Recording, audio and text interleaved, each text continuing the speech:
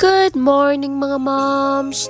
For today's episode, samahan nyo kami sa aming biyahe pauwi ng Batangas.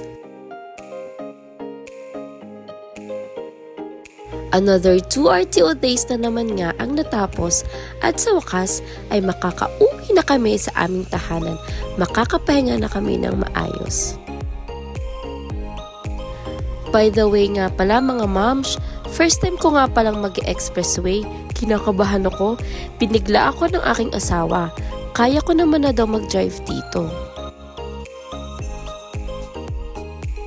Super thankful ako sa aking asawa sa pagiging matyaga niya sa pagtuturo sa akin.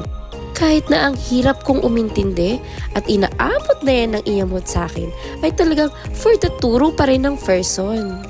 Day, thank you so much. I love you. Pakapi ka naman dyan. Ganito ang aming routine palagi kapag pauwi ay ako na ang kanyang pinagdadrive para mas masanay na daw ako. Pero this time mga moms ay nabigla talaga ako at mas naramdaman ko din ngayon ang confidence niya sa aking pagdadrive dahil naririnig ko siyang humihilik habang bumabiyahe kami pauwi. Unlocking one of my goals! Yes naman!